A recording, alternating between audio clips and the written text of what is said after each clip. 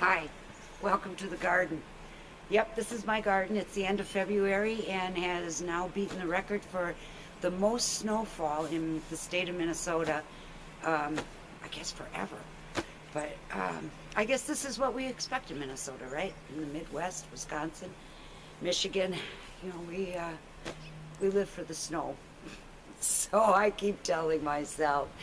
But obviously, we're not going to be doing any kind of dirt digging today, which is my favorite kind of digging. This is my least favorite kind of digging. So, how about we go into the kitchen, have a cup of coffee, and talk a little bit about one of my favorite subjects, garden apparel. Come on, I'll make a cup of coffee. Come join me. Oh. Chilly out there. So, welcome to my kitchen. Let me get myself together here. And then we're going to talk about garden apparel. And my buddies here, Marco and Ginger, are also going to help us out a little bit, I think. So, come on in. Let me get you that cup of coffee and we'll get right started. All right, I got my cup of coffee. And we're ready to talk a little bit about gardening apparel. You'll notice that in most of my videos, I do wear gloves, whether it's to work on my houseplants or to dig a hole in the garden.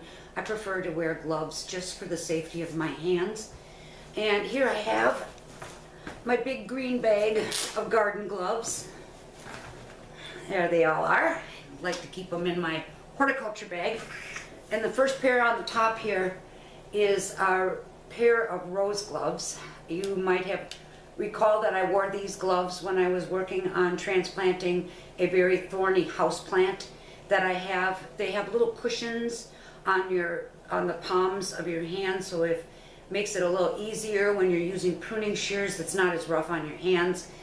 They are somewhat breathable, not very water resistant, but I find them very comfortable. The seams don't bind on your fingers. I also have a pair of beautiful leather gloves, rose gloves as well, but I actually find that these are more comfortable. So I like these. I would recommend that if you're working on anything that's got thorns or scratchy branches, use a pair of rose gloves.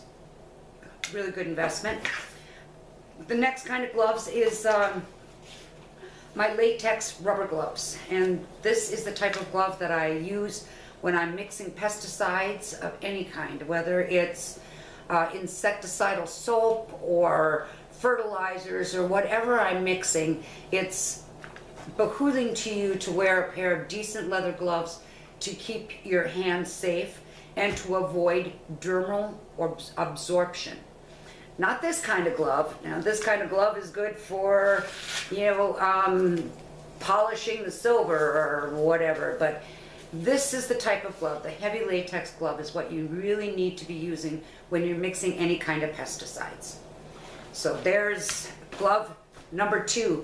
Glove number 3 I like to keep, I have many of these on hand. I have at least usually 7 pair. I change my gloves throughout the day when I'm working in the garden. As they get wet and sticky and stinky, I like to change them, if not more than once a day, at least every day. I put on a new pair of gloves. I've often told some of my fellow gardeners I wouldn't wear the same socks 2 days in a row. I would not wear the same gloves 2 days in a row. So this is really a nice pair. They breathe on the top. They're water resistant on the palm and the fingers. And this variety, or this pair of gloves, also has a really nice, what would you call it? Grippy system, so that things don't slide as much. I also have this kind that is it doesn't have as much gripping power as this pair does. So I look through my gloves every spring to see which ones are worth saving, which ones I need to replace, get a count, and then I go shopping and get myself some new gloves accordingly.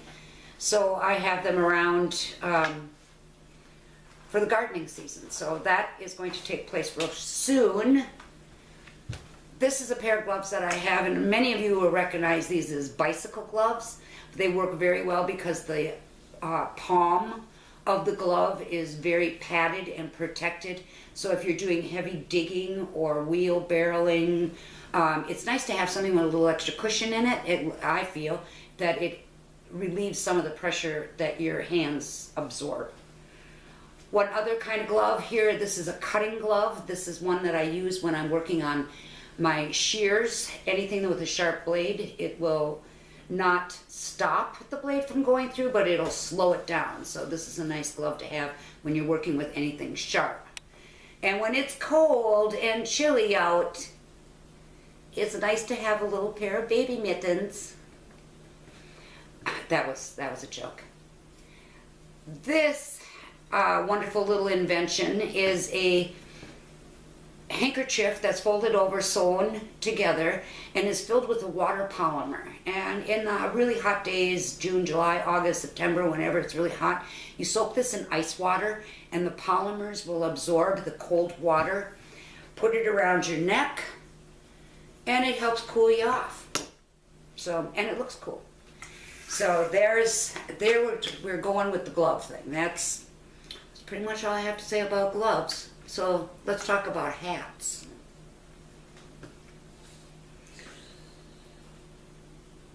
A nice warm hat. Spring, fall, it's nice to have a hat available that you can throw on just to keep your ears warm early in the morning when you're gardening and it's still a little crisp out. Have a nice stocking cap. Of course, I have one that's very pretty. And when you're working in the garden in the heat of the summer, it's nice to keep the sun out of your eyes, protect your skin, look kind of stylish, you know what I mean?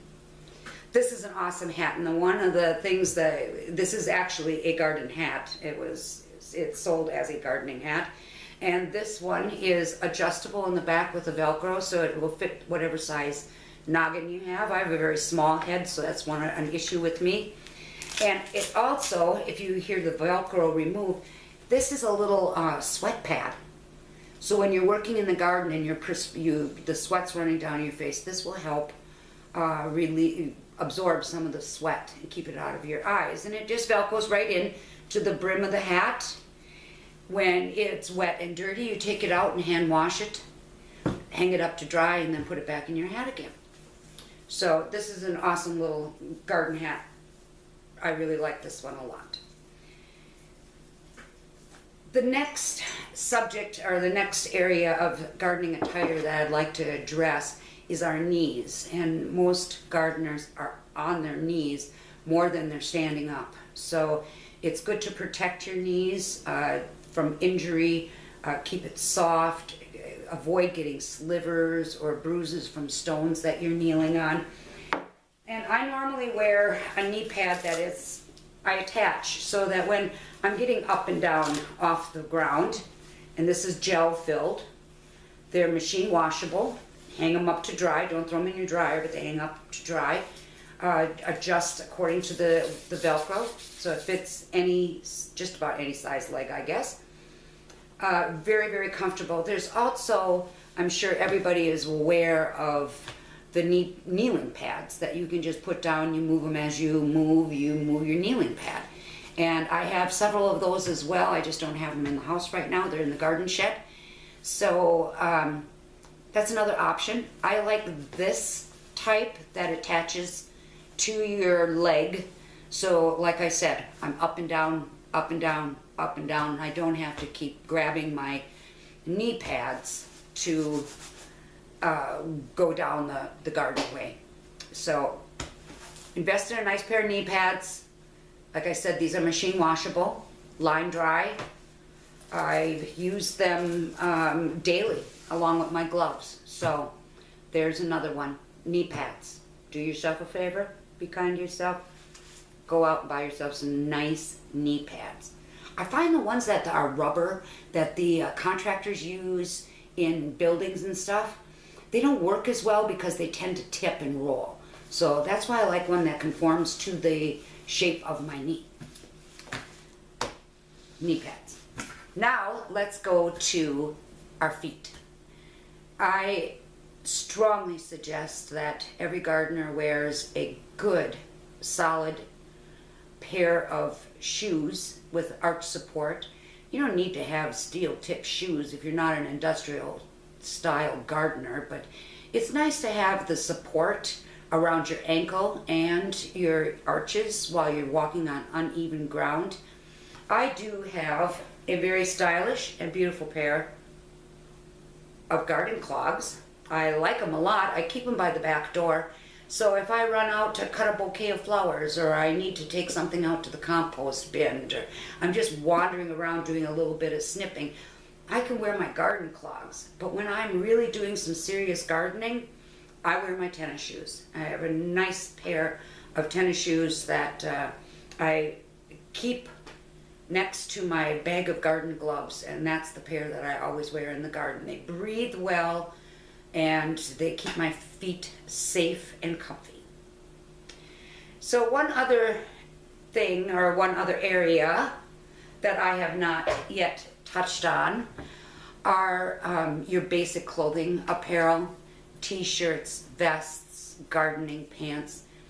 There are so many different varieties out there. As a matter of fact, last week I did some internet shopping, and I will show you two of the items that I have recently purchased. I bought these at one of the Minnesota City trading stores. That's a hint as to the name of the company. But I bought a garden vest, and it also has pockets in the back. It has pockets in the front. It has a place to hook your gloves. That's what this is for, is to hook your gloves. Pockets, zip pocket on the inside, another pocket on this side, a pocket for pens and pencils. It is breathable. The garden variety vest, which I am really looking forward to spending some hours in soon. The other thing I purchased is a new pair of garden pants, and I'll show you. They are reinforced. They have a reinforced knee. I can turn them into capris if it gets too warm, or long pants when it's a little cooler. They are quick dry, water wicking, breathable, lots of pockets. Just a great lightweight, heavy duty pair of gardening pants. And with the amount of gardening that I do, I'm sure that I'm going to get many hours of wear out of this great pair of pants. So I'm pretty much clothed now from my head to toe and to my fingertips, but there's one last thing that I want to share with you that every gardener needs to keep in their clothing basket or their gardening bag or whatever you happen to carry around with you. Insect repellent. I carry two different types. This is a more organic and natural, not as toxic variety of insect spray, and it is eco-friendly, blah blah blah. I use this one when I'm working in an area that does not have as ferocious of bugs as some other areas. Like I've established, I am in Minnesota, and we put chains on our mosquitoes here and keep them for pets. That's a joke. So in that case, I use our Sportsman strength insect repellent with DEET. Prefer to put it on my clothes than my skin, but I do keep it around for those times when the bugs are going to devour me. The other thing I want you to always keep with you is sunscreen. I know 50 SPF is probably a little bit of overkill, but I like to err on the side of caution. So have some sunscreen with you. Don't forget the bug spray. Keep your hat close by. Comfortable, safe gloves that fit properly. And shoes that you can truly get a good grip on and do some serious digging. So for now, that's all I have for you. Thanks a lot for joining me today, and I'll be seeing you in the garden. Thanks. Goodbye.